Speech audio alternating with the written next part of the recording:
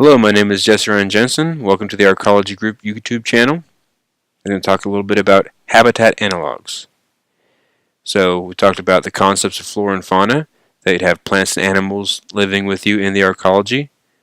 We've talked about zoolo, all life on Earth, meaning not only just some plants and animals, but we really need to try our hardest to save all kinds of plants and animals and the other kingdoms, the bacteria, the fungi, viruses. We should try to save some of every species, no matter what, so we bring them into a secure environment in the arcology. And we call that zoolo, zoo, like we're familiar with zoology, and allo, A-L-O-E, all life on Earth. Make sure to save all species from extinction, no matter what. Now, where do they live in the building? Well, I call those habitat analogs. So you start with a certain environment out in the wild.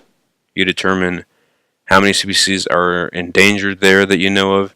Make sure to bring those in to the habitat analog, which will mimic the temperature, mimic the relative humidity, what sort of nutrients there, how much sunlight does it get, what time of, all the circadian rhythms. Some animals are diurnal, they're awake during the day. Others are nocturnal, they're awake at night.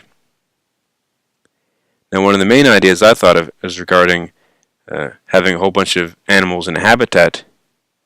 You could have it natural looking, or probably the emphasis is that it would feel natural for the animal.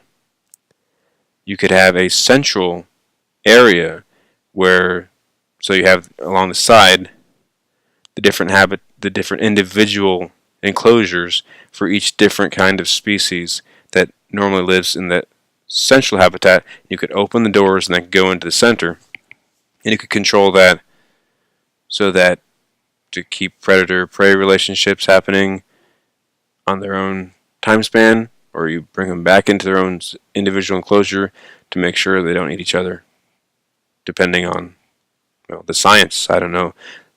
Based on each habitat, it would be different, and based on the needs of each animal in that food web.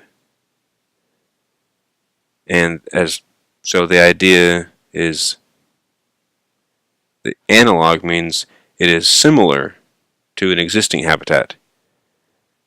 The reason why it's not an exact replica is because you can't replicate all the variety of interrelationships they have in the wild. For that, we need to protect the wild. But we do want to create something that is as similar as possible inside of the building or in a space shared with humans, but with an emphasis on maintaining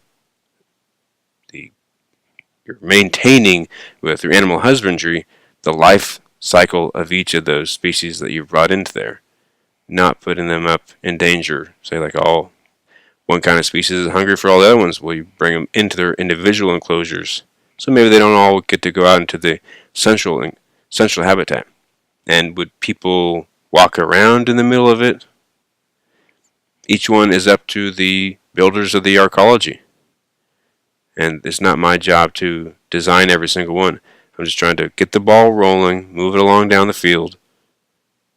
And each other voice out there are looking for all the other information, need all the other feedback. I'm, again, not a scientist. I don't have a PhD. I don't have any college degree. I'm just a concerned being living on this planet. And I know we're not going to be able to save every animal out in the wild. We got to bring some of each species for sure into the arcology, into what I'm calling habitat analogs, a similar environment, climate controlled, within a building or a shared space.